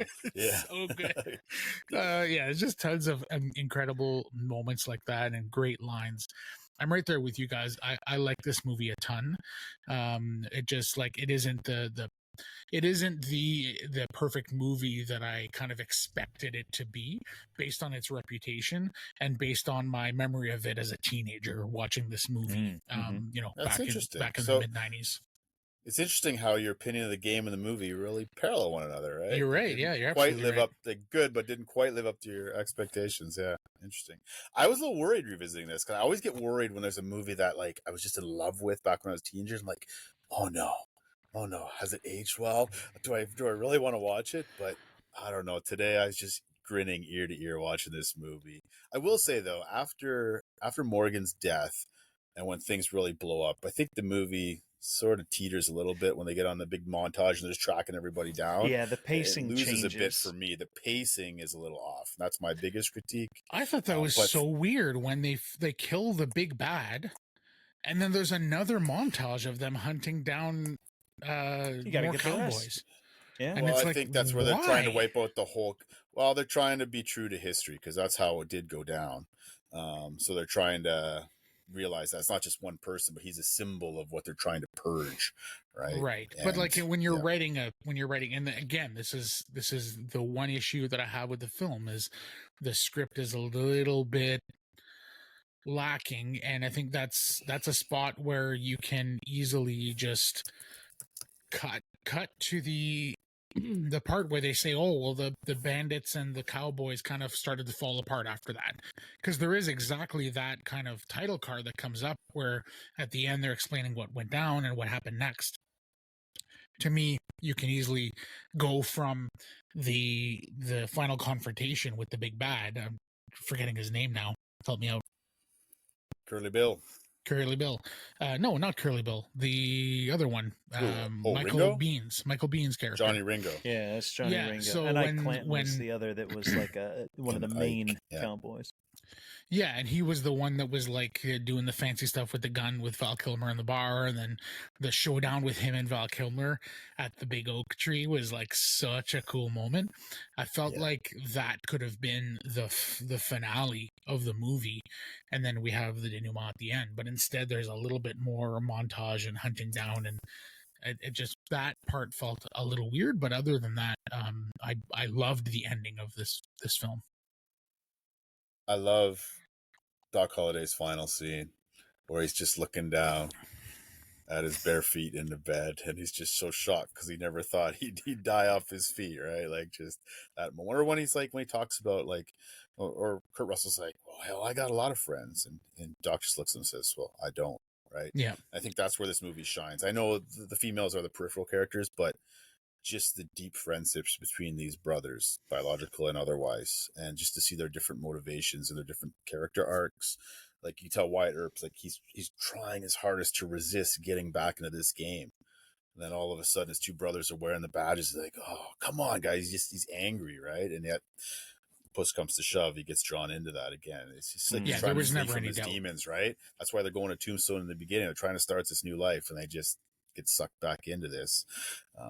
So it's, there's some interesting character arcs, and I like the script personally. I think the script is one of the strengths, which is interesting. I think the pacing is at times what gets a little choppy, but I don't want to throw the writer under the bus. Maybe because it's just one of the most quotable movies of all time. It wasn't necessarily the dialogue when I say the script. There was a little bit of that, but it was more some of the moments, the way that some of the moments were set up, some of the way the relationships with the women were not fleshed out the way that you're, I don't mind having a situation where two characters are not jiving in any way, shape, or form. That's fine, but don't try to sell it to me in a cheap way or in a moment that's not earned.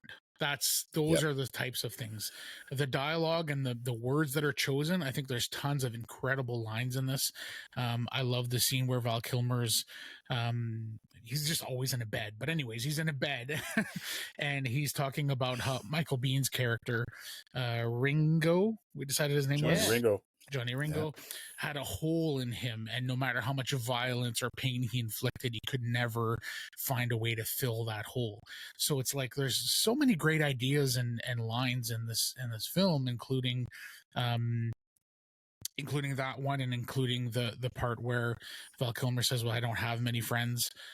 That's why I'm doing this and helping out Wyatt Earp. There's just like so many great moments. It's not necessarily the dialogue that I have issue with. It's more some of the staging of the characters and some of the moments that didn't quite work. Yeah, but you take out those maybe 4 or 5 moments, and you cut probably 15 minutes out of this movie, and this movie ends up being maybe a lot better for me. Yeah, it's not a perfect film by any stretch, but it's still the high watermarks are just so high. The highs are so high in this film. Completely satisfying. Give a pass on some of the lows. Yeah, it's satisfying 100%. For sure. Yeah. Val Kilmer, best performance ever by him. What do you think? I think so. What do you guys think? I don't know, Agreed. Seen him in much other? Yeah. Yeah, I think Don't so. say Batman. You had said this before I had revisited, and as I said, like I watched this in the mid '90s as a teenager, and I definitely have not watched it since, not in its entirety. I've watched clips and bits and pieces, caught a little bit on cable here and there, but I definitely have not sat through this movie since the first time I saw it, as I said, in the mid '90s. So you told me that I think it is the best Val Kilmer performance. I thought, oh, okay, wow, I'm in for something, because Val Kilmer's pretty great legendary actor. And I thought, okay, well, he was pretty amazing in Heat, so maybe that's my Val Kilmer moment. But yeah, I think after watching this, no doubt this is it. Yeah, he's for great me. in Heat, but he's in the shadow of De Niro and Pacino, right? But here he shines. Yeah. Like, he's the guy. You take him out of this movie, it's not the same movie. It's not the For same. sure. You're right. Yeah, not at all. Not at all. Good stuff. Well, we better land this plane here. I'm trying to think of another quote we haven't used already. Well, How you the hell called did down we the. get ourselves into this? I was gonna say you called down the thunder. It's like well, I don't know if it's the most iconic quote in the film, but you tell him hell's coming with me. Hell's coming. Oh yes, with I even me. wrote that down. Yeah, you tell him I'm coming and hell's coming with me. That was great. How can the hair on your arms not stand during that scene? It's like, oh hell. Wait, I got it. Darlings, I calculate that's the end of this episode. It's the end of this town. We clean out the town. There we go. It works for Oh, me. man. All right, Patrick, guys. So thanks so much. This has been great hanging out with you. Nice to meet you. Hope to meet you in person at Origins or otherwise down the road. So You got to come thanks to for hanging out PAX. with us. Yes, thank you so much, Patrick. It was a blast to have you on, and we'll hopefully get you on again if this wasn't too painful for you. This was awesome, and believe me, the pleasure's all mine. Thank you to you guys for having me. I'm telling you, the next one you can't veto. I'm going to throw out some random movie and some random game, and you got to be okay with it. I'll send you a copy of the game if it's an issue of getting a hold of it. Okay, So sounds Patrick, good. Before we wrap, how can people track along with you? Where can people follow along with the Level Up podcast? Yeah, let's plug your stuff. All right. Well, whatever you're listening to this on, look down there and find that search button on that app and type in Level Up Board Game Podcast, and you're going to find us. We're also on a website at www.levelupgamepodcast.com. We're on Facebook and Instagram and all that crap, too. If you look for Level Up Board Game Podcast, we're the only one. So that's it. You ought to be able to find. You know what? Google exists. I trust you're a smart listener. You'll find us. Awesome. So if you're enjoying this podcast, please take a few minutes to rate, review on whatever platform that you're listening on. You can also follow us on Instagram at Dice Camera Action Pod. And if you have any feedback, comments, or would like to suggest a movie and game pairing for the future episode, please email us at dicecameraactionpod@gmail.com. Thanks for hanging out with us.